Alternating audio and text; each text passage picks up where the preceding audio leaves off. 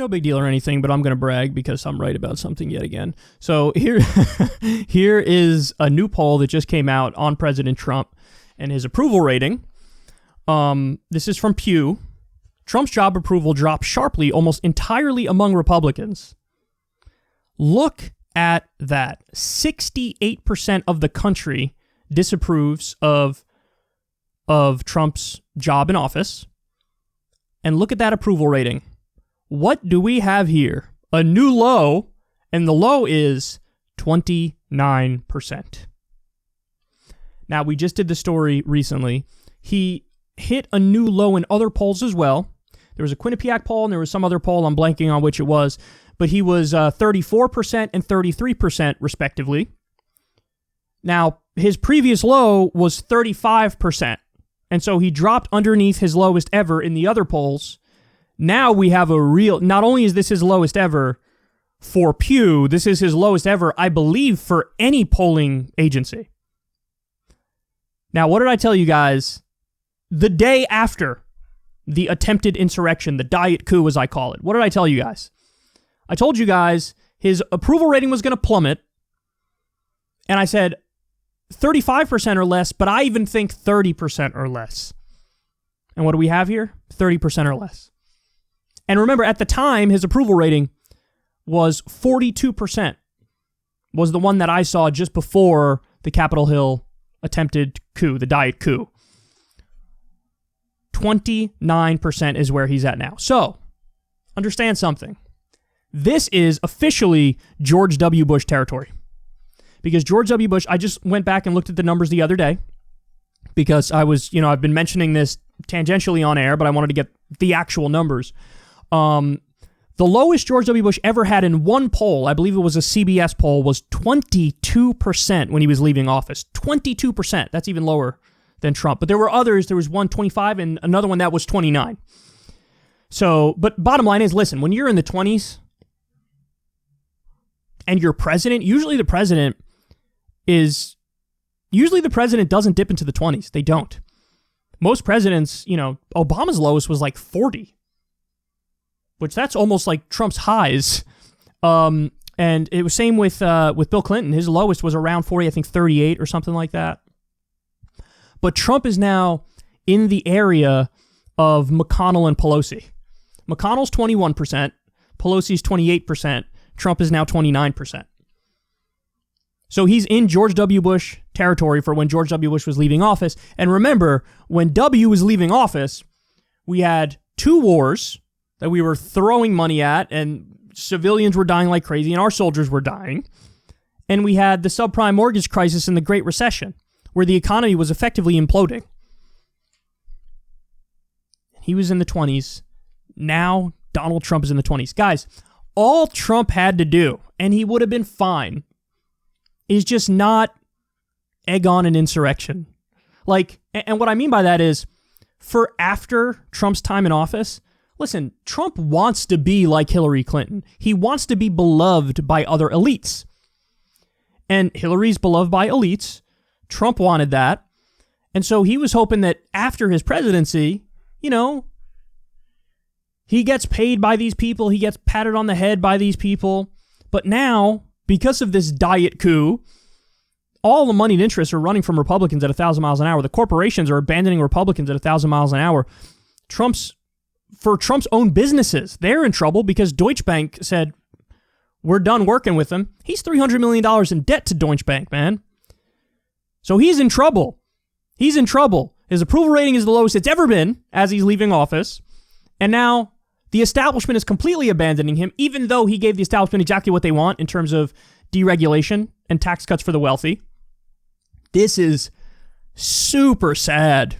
Super sad, but in some ways it's like the perfect ending to the Trump era. It is, because he was one of the most, I believe he was, whether Hillary won or Trump won in 2016, they were going to be the most unpopular person to ever win. And so Trump won. He was the most unpopular person. He had an approval rating at the time of like 42% when he won. And then now on his way out, it was going to be 42%. And then after this drop, now it's plummeted all the way to 29%. He's as unpopular, or roughly as unpopular, as George W. Bush when George W. Bush was leaving the White House.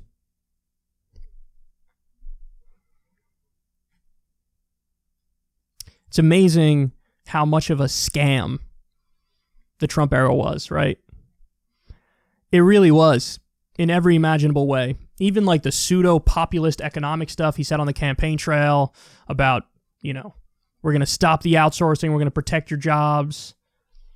He didn't. There's been net outsourcing of jobs his entire time in office. In his first year or two, there was about 100,000 jobs that left. I mean, you could go issue for issue, and you realize that this guy just governed as George W. Bush, and now he's got roughly George W. Bush's approval rating. So there definitely is a sense of justice when you look at these numbers, but yet again, we called it. And understand something. The main reason why this happened, the main reason is what I said in the previous segment on this, which is the other time where he had a big drop in his approval rating was when he threatened to invoke the Insurrection Act and deploy U.S. soldiers on U.S. streets, and he tear-gassed peaceful protesters and did a photo op with a Bible in front of a church. So, and the reason why he tanked is because people thought, okay, this is getting out of hand. This is no longer cute reality show stuff with the reality show president, with the reality star president.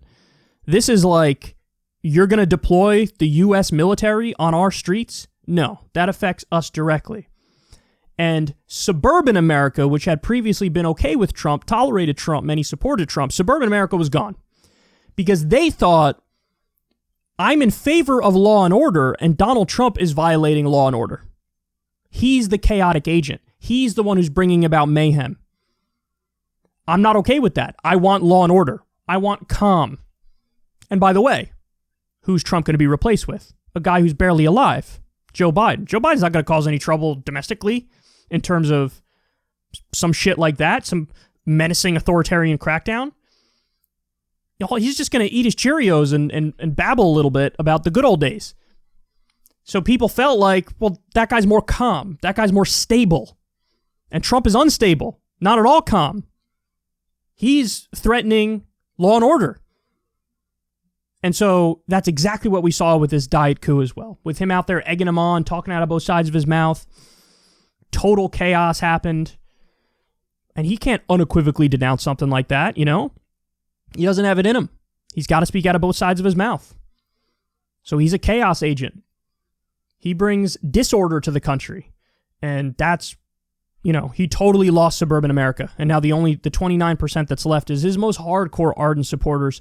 And they're probably going nowhere anyway.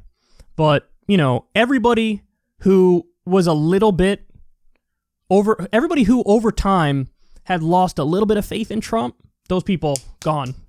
I told you, I have some people in my own family, anecdotally, who they were Trump supporters, and then the thing that finally they were like, this is crazy, is when he lost, and then he wasn't just like blowing off steam for the next day or two, where he was saying like, fraudulent election, rigged election. He kept going with it.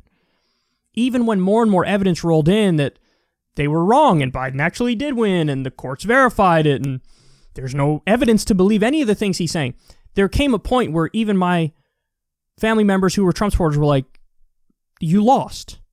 Fucking take it. Take it like a man. Trump refused. I think that a lot of people that did turn off, because as much as they may have liked Trump, they did think there are higher ideals here at play, like the peaceful transition of power and what's supposed to be a constitutional republic and a representative democracy. And when Trump was willing to piss all over that because he's got authoritarian instincts, they were like, oh, that's not good. I don't like that. Well, here we are. 29% approval rating. Definitely earned.